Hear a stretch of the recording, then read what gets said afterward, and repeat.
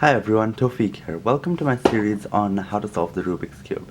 So hopefully this series will be just a few short videos, and by the end, hopefully, you'll be able to go from a fully scrambled cube to a solved cube like this one. So let's get right into it. So the first thing we need to know before learning anything about what moves we need to do is we need to learn about what our cube looks like. So on most standard cubes, what we're going to find is that we have 6 sides, and then we have some color schemes. So on most standard cubes, we'll find yellow and white are opposite of each other, red and orange being opposite, and green and blue being opposite. Now, all of my tutorials following this will be based on this standard color scheme. So what you need to decide now, if you have a different color scheme, you need to basically choose one of your sides to be the white side, and its opposite side will now be yellow.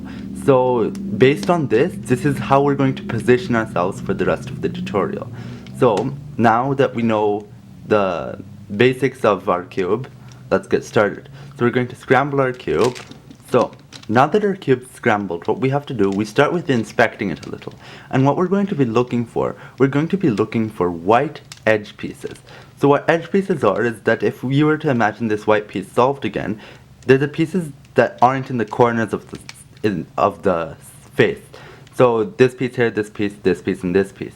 These pieces, 4 pieces here are corner pieces, the other 4 are edge pieces, and this one in the center is obviously the centerpiece. So what we're going to look for are white edge pieces. So I see 2 right here.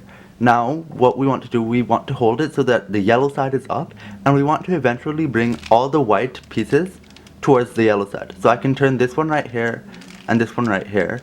We see one is already right here, and we're looking for the last white piece. It came up here. So now we want to get this one to this spot right here. So we can turn our yellow side like this and do that. So now we're ignoring the corners entirely. What we have now is sort of like a daisy cross here. So what we've done here, we've surrounded our yellow centerpiece by white edge pieces. Now what we're going to do, we're going to look at the color on the side of the white edge pieces and match them up with their correct centerpiece. So we see the white-green edge piece here is already matched with the green centerpiece. So what we're going to do now, we're going to turn that 180 degrees, so now it's on the white side. And now we can see that that piece is in the correct position for where it's supposed to be. And we're just going to do that for the other sides now too. So this orange is already aligned, so we can just turn it and insert it in the correct spot. This white-red piece has to be aligned correctly with its red centerpiece.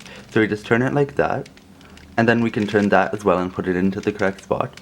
And then the white-blue piece, we can just align it with the blue centerpiece and turn it around. So now we've got the white edges in the correct spot. If we were to ignore the corners entirely, we can see that we formed a white cross with all the colors on the sides of the cross in the correct spot. So we can try a second practice of that.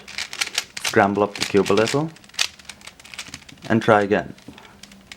So we look for white edge pieces. So we've got the white orange edge piece right here. We can bring it up to the yellow. We've got the white red. So what we can do to align that correctly is just turn this side like that and then bring it up. White blue. So we can just open up a lane for our blue piece to go in and turn it like that. And then white green. We already see it's actually already in the correct position. I'm actually not going to address it at this point because it's already correct. There's no need to break it and then fix it again. Okay, so then our white red piece, we look for the red center, there it is, and then we can turn it around. Then our white blue piece, we look for the blue center, there it is, we can turn it around. Then our white orange piece, look for the orange center and turn it around. So now you can see we have a white cross and all the colors on the sides of the cross are completely correct. If we were to hold it like this, we can see it quite clearly there. So that's the end of the first step, the white cross. Thank you, and we'll see you in the next video. Bye.